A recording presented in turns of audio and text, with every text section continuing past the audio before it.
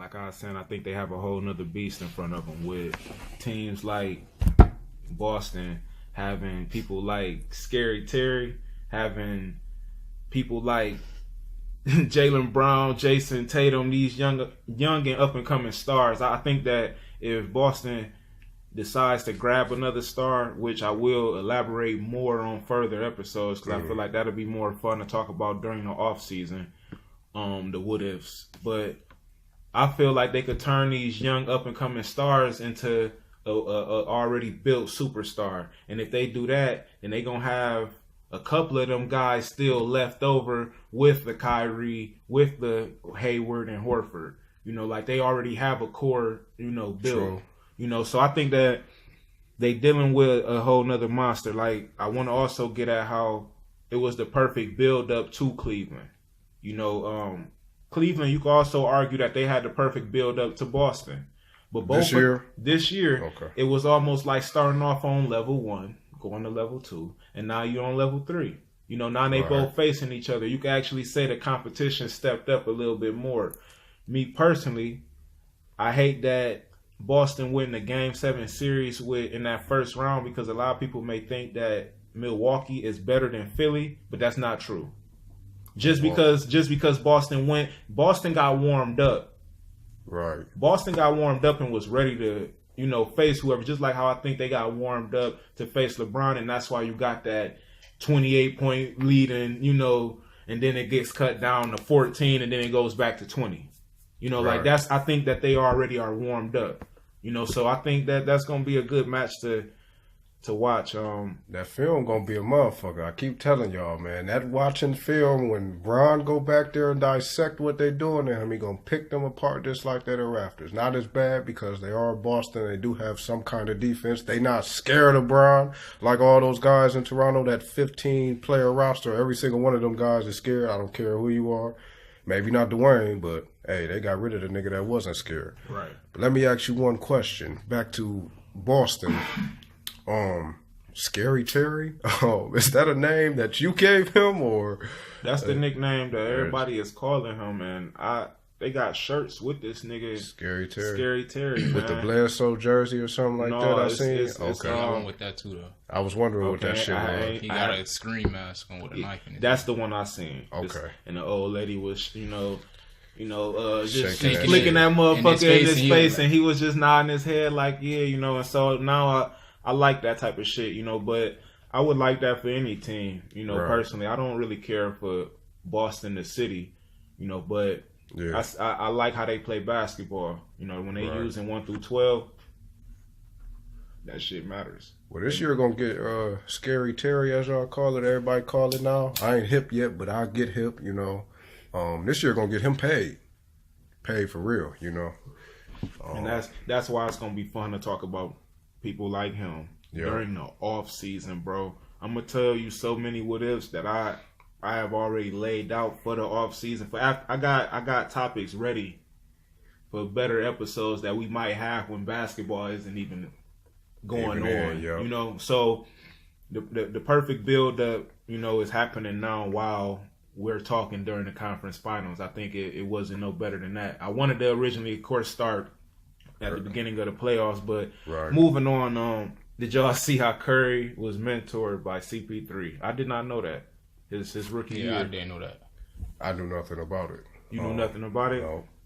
Yeah, it was on ESPN, and, you know, CP3 mentored Curry his rookie year, and both of them spoke on it, and I like what both of them said. I'll give them an A+, literally off of how they responded to it, facing each other. They both gave the PC answer. You know, a lot of people, when I say PC, politically correct. So,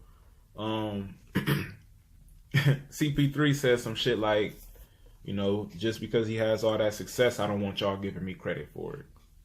Basically, okay. You know, which is real nigga shit. That's like, a respectable answer. Yeah, you know? Like because he could sit up here and say, yeah, I taught that nigga everything he know.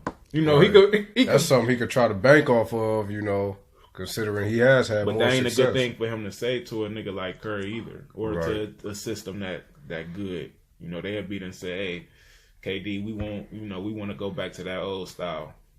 Play like, yeah. You know, on? What you reacting to? Who was that? Is that This nigga playing with a fucking leopard, bro.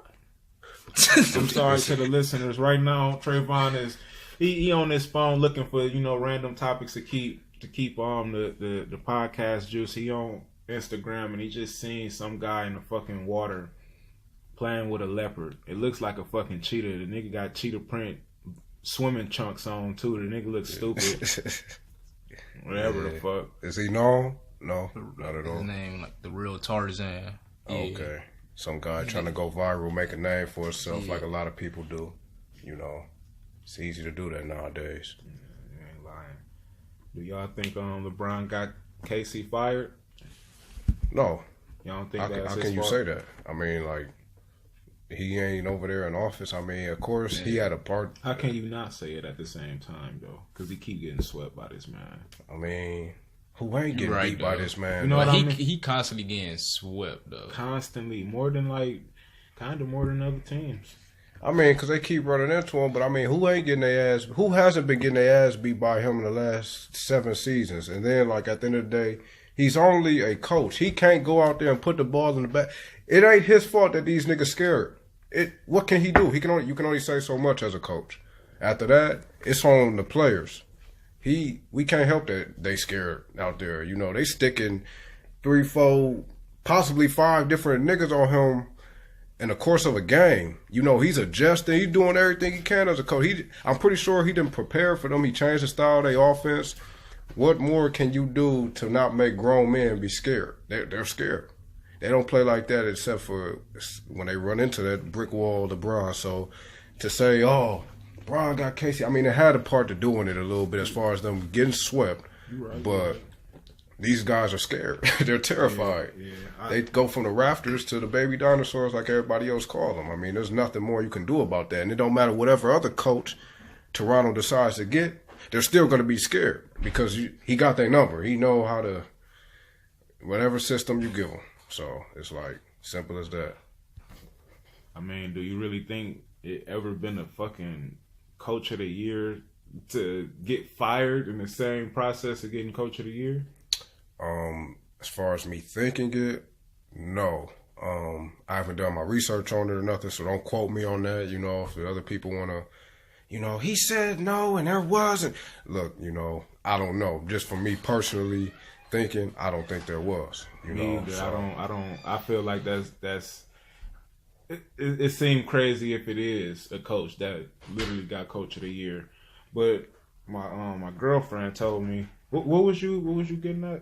I think it was a coach association. So it wasn't. It wasn't the big award, basically. Okay, I don't think so. And I don't want the listeners. Casey didn't get the big award. That's what. Right. That's what I was wondering because I was like, about, yeah. Okay. And so, I feel like that might be favoritism right there, and that might be why Brad didn't win it. Yeah, they said a lot of them are older coaches and they don't like him because he's winning and shit. And he's on top, it's a new style of basketball that and they don't like it. A respect type of thing and just all that. Yeah, they won't vote him for shit. If you think about the new styles of basketball, shit, that's Curry. I mean, not Kerr, but Kerr and Brad Stevens. Right. And it's like they took parts of the old school Pops and some of the D'Antoni type styles and shooting and shit, but realistically they started their own style now. Like they branded their own style of basketball, so it kind of fucks up the coaching system. I mean the voting system. Sorry, on who should win what. It's not going to be fair. Yeah. If you have the actual coaches voting on who should win coach of the year, that's fucking... It kind of just all pisses me off. Like how... I mean, I don't even get how the fuck they do these awards anymore. Like, hey man, they wait so fucking long, and now they wait until the end of the season, damn near. I wish I could be in the voting system of any award I could win.